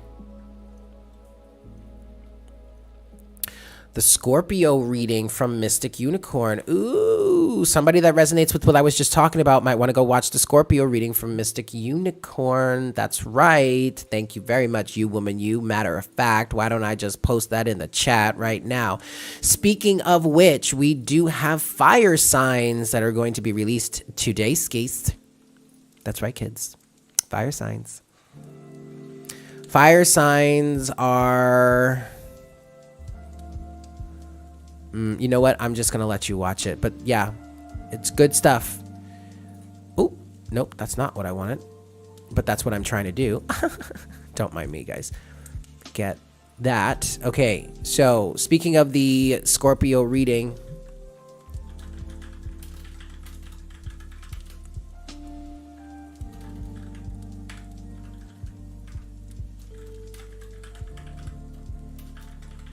You guys, I am suddenly starving. Boop. There's that. Bonjour Bunny, to answer your previous question of are my ancestors private AF too? Kinda, not really. My thing with ancestors and ancestral energy is very deeply related, tied to my authority issues that I struggled with as a child, and in some cases still struggle with. So there's that. But that's mainly because I have Saturn reversed in the 4th house. Well, it's not mainly because it's a aspect that is a trying aspect. It do be lunchtime, baby girl. I know that's right. It do be lunchtime, boo. I think I might go then, with that said, and go get something to snack on. And actually, I think I want to start my dinner or evening meal, or start getting that together. I actually have to take something out of the freezer, so I got to do that. Oh, but thank you for hanging out with me, you guys. This has been fun. This is wonderful. This has been so much fun. I love you all so very much. I hope you have a fantastic weekend. Happy Fri-Yay. Yes. And I hope you've enjoyed this session. I think I might want to do this more often. Maybe make this a thing. Just posted your channel link on the... Oh, thank you. Thank you so much, Julie. I really appreciate that. Thank you so much. You are so welcome, Josiah. Thank you for being here. Thank you all for being here and participating in the festivities. Yes. I love you guys. Have a great weekend. Yeah. Of course. It is my pleasure to do this, to take the time to do this, you woman, you. It is absolutely my pleasure.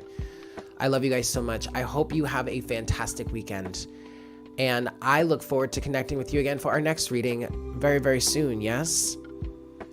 Oh, unfortunately, Julie, I can't join because my Facebook page has been taken away from me. Apparently, some of my posts were my personal page. On my personal page, some of my posts were against community guidelines. And I didn't have any time to like figure it out and maybe even take them down if it was that big of a deal. So my page was disabled and I filed for a review. I waited about a month and they said, sorry, it's been too long for us to review your case. So we're just going to keep your account disabled. Bye. And I was logged out. Sabotage. Anyway, so I have to rebuild Facebook if I'm going to get back into it. Luckily for me, I wanted to get out of it anyway, so oh well. Anyway, I love you guys. I thought there was something else I wanted to say, but now I've forgotten what that is, so I will see you. Oh, that's right. Just make sure to stay tuned to Mystic Unicorn Fire Sign Love Readings will be out later on today. I love you all. I look forward to seeing you soon. I love you. I'll see you soon. Okay. Bye.